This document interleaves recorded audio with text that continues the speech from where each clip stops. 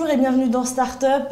Aujourd'hui, un startup consacré à la cuisine. Les Français sont pleins de paradoxes. Ils passent de moins en moins de temps à fabriquer leurs repas. En 50 ans, le temps de fabrication des repas serait même divisé par 4. Mais la cuisine française est toujours considérée comme un pilier de notre culture. On voit les cours de cuisine fleurir un peu partout. On voit aussi des livres de cuisine, de recettes devenir de véritables best-sellers. Et les rayons d'électroménager sont de plus en plus fournis. Pour parler de ce paradoxe qu'on va interroger aujourd'hui, on reçoit deux entrepreneurs qui se sont lancés dans le business de la cuisine. Et c'est d'abord Emmanuel Fuentes, bonjour. Bonjour. Vous avez 26 ans, vous êtes le co-créateur de Coq en pâte, on va en parler tout de suite. Et Jean-Yves Epp. Bonjour. Bonjour, vous avez 42 ans, vous êtes un ancien de la pub et vous êtes le fondateur de Unoway. On va en parler également. Alors Emmanuel, je vais commencer par vous. Coq en pâte, sur votre site internet, vous nous expliquez que c'est une société de production de spectacles et d'événements autour de la cuisine. Alors ça a l'air très sérieux comme ça, mais en fait c'est complètement délirant. Oui, c'est avant tout complètement délirant. Effectivement, c'est un projet qui est né d'une initiative artistique de mon associé et moi-même, qui consistait à composer de la musique sur des recettes de cuisine et de chanter les recettes de cuisine. Et autour de ça, on s'est dit que effectivement la gastronomie et les arts du spectacle se mariaient bien. Et c'est comme ça qu'on a commencé à créer des spectacles qu'on propose sous forme d'événements. Voilà, cuisine et musique, cuisine et magie, et puis d'autres suivront. C'est-à-dire que Alors par exemple, cuisine et musique, l'idée c'est qu'on fait cuisiner des centaines de personnes en musique dans une salle de concert, avec sur scène des musiciens qui chantent des recettes de cuisine en temps réel, et dans la salle tout le public cuisine en live et en rythme, voilà. Et qui chantent également. Alors ils peuvent chanter s'ils veulent, mais l'idée c'est avant tout c'est un spectacle participatif. Donc voilà, ça c'est un premier concept. Après il y en a d'autres qui se déclinent. Cuisine et magie, c'est plus un cours de cuisine, c'est pour les petits groupes. Seulement le pâtissier avec lequel on travaille fait également l'école du cirque, et donc c'est un cours un peu particulier où des choses assez surprenantes se passent. Voilà. Mais comment ça a pu vous venir une idée pareille? Alors j'avoue que je ne sais pas trop moi-même. Je pense qu'on s'ennuyait avec mon associé sur le campus d'HEC pendant je ne sais plus à quelle occasion.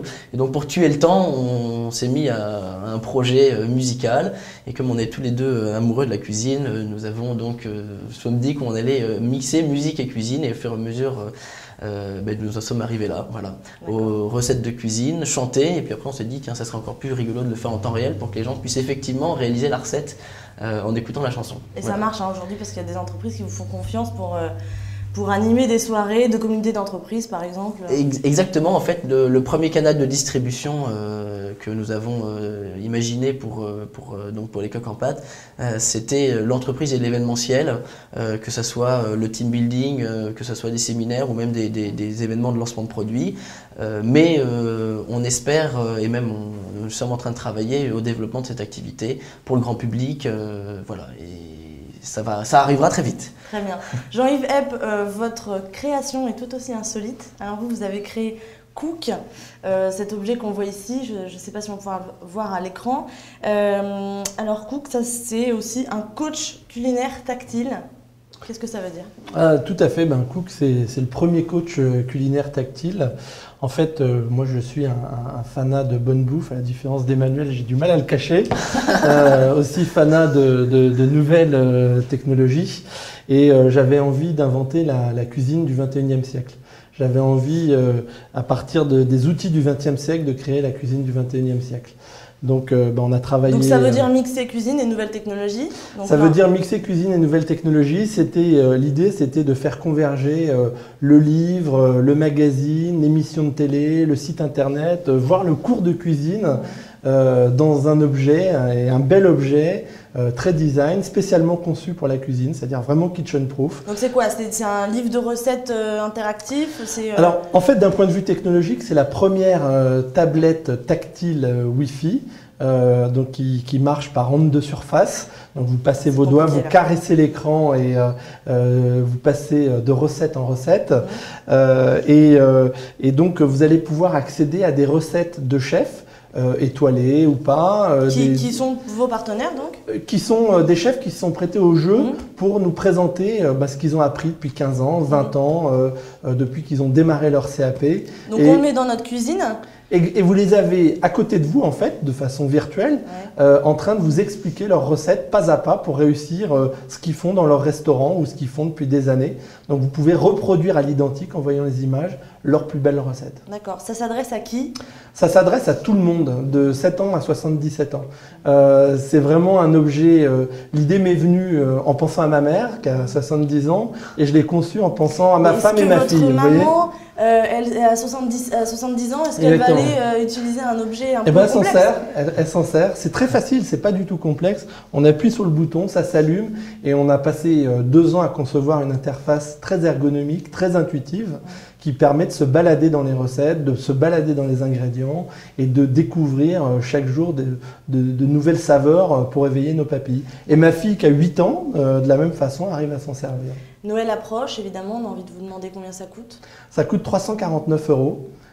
Mais c'est une tablette qui va permettre, au-delà de la cuisine, d'aller également écouter la radio, d'avoir un cadre photo numérique et demain d'aller se balader sur Internet à travers un navigateur. Bon, bah, comme quoi il est possible d'avoir plein d'idées autour de la cuisine. Pourquoi est-ce que justement vous avez choisi ce secteur-là pour vous lancer? Est-ce que c'est des valeurs de convivialité, de partage qui sont un peu antagonistes avec la société individualiste dans laquelle on vit, qui vous ont donné envie de se lancer là-dedans, Emmanuel? Nous, on est vraiment parti d'un projet artistique musical et on est arrivé autour de la cuisine à partir de ça. Mais ceci dit, aujourd'hui, une de nos valeurs fortes, c'est effectivement pouvoir proposer des événements et des spectacles qui instaure une vraie convivialité entre les spectateurs et entre les participants. Et c'est une des vraies valeurs de notre société, et si on développe d'autres spectacles, on a envie de la garder, qui est donc la convivialité, à la fois le côté très festif et le côté très convivial.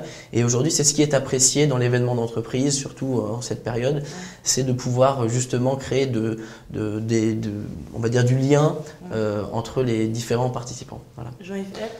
Je crois que la convivialité, le partage, la passion sont des valeurs qui vont extrêmement bien avec la cuisine. C'est également des valeurs qui font partie de notre entreprise. Emmanuel... Qui sont en vogue en ce moment.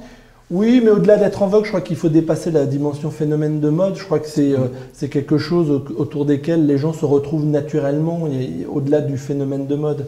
Et pour rebondir sur ce que dit Emmanuel, je crois aussi que art et cuisine se marient très bien. Pourquoi? Parce que la cuisine, quelque part, ça nous replonge dans le fait de créer. En fait, vous partez de la matière brute, qui sont les ingrédients, et vous allez vous révéler à travers un acte créateur qui est celui de faire une recette à partir d'éléments bruts.